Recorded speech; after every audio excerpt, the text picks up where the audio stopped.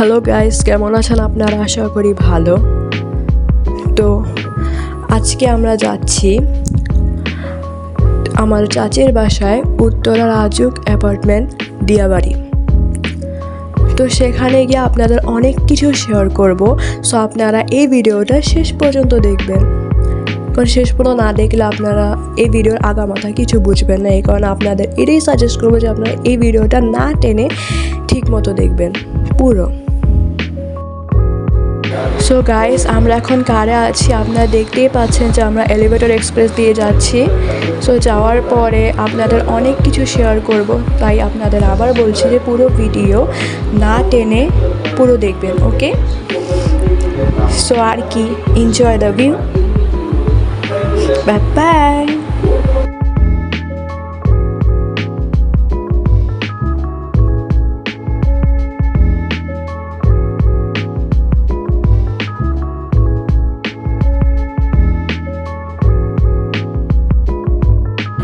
So hello, next day.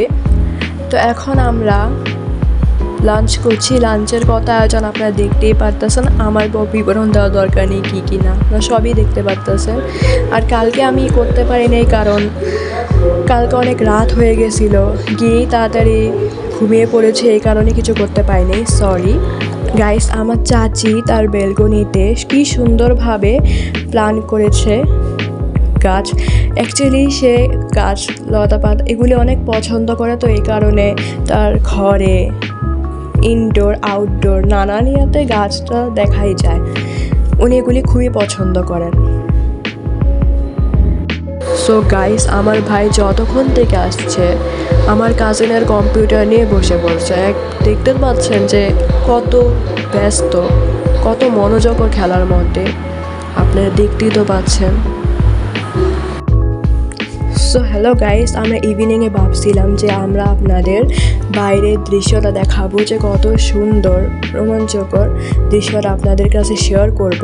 আমরাও ঘুরে আসবো আর আপনাদেরও দেখাবো, তো আপনারা আমাদের সাথেই গাইস। আমরা ভাবছিলাম কি আপনাদের দৃশ্যটা দেখাবো, কিন্তু এক্সট্রিমলি সো সরি, এরকম দৃশ্য আপনাদের দেখাবো ভাবছিলাম কি আপনারা কিছু তো দেখতে পারবেন, কিন্তু আপনারা নিজেই দেখতে পারতেছেন নিজের চোখে যে কীরকম লাগতেছে। তো লাইট ভালো মতো জিনিস বোঝা যাচ্ছে না, তো এক্সট্রিমলি সো সরি। আমরা যতটুকু চেষ্টা করেছি আপনাদের দেখানোর, আপনারা তার মধ্যে দেখেন প্লিজ।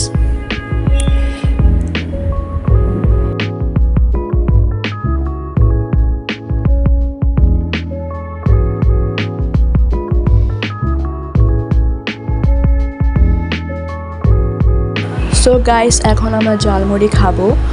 তো এখন ঝালমুড়ি অপেক্ষা করছি, ঝালমুড়ি আসার পর আপনাদের ঝালমুড়ির লুকটা দেখাবো, তো থাকবেন অবশ্যই।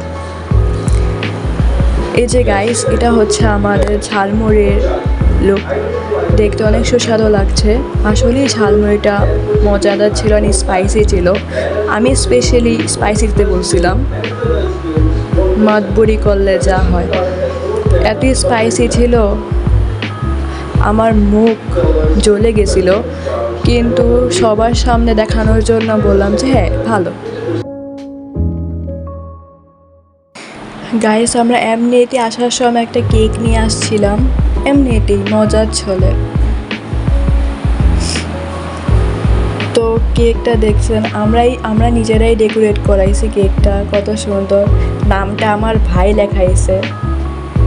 আপনারা এই ক্যারেক্টারকে চিনবেন, অবশ্যই চেনারই কথা যদি স্টার ওয়ার্স ফ্যান হয়ে থাকেন। এটা আমার ভাই লেখাইছে। আমি বলছিলাম তুই এই লেখাটা কেন লেখাইলি, কিন্তু আমার ভাই তো ছোট মানুষ, এত কিছু মাথায় আসে না, যেটাই মাথায় আসছে সেটাই লেখাইছে। তো সবাই ভিডিও করছে, এই মোমেন্টটা আমরা মেমোরিয়াল করতে চাই, এই কারণে আমরা ভিডিও করছি, মজা করছি। গাইস, আমি এটাই ভেবে পাচ্ছি না যে এই কেকটা কে কাটবে। তাহলে ভাবলাম কি আমরা 4 ভাই বোনই একসাথে কাটি, কিন্তু কেউ তো সামনে এগোচ্ছেই না। তখন আমি আর আমার ভাই এগোলাম, ওরা যে কেন এগোচ্ছে না আমার মাথায় ঢুকছে না।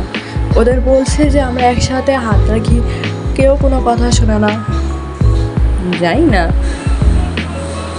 শেষ পর্যন্ত কেকটা আর আমি আমার ভাই কাটলাম, সব কিছু তুচ্ছা গেলে যা হয়।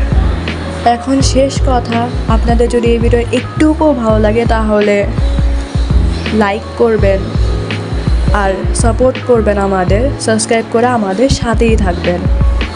এই পর্যন্ত, বাই বাই।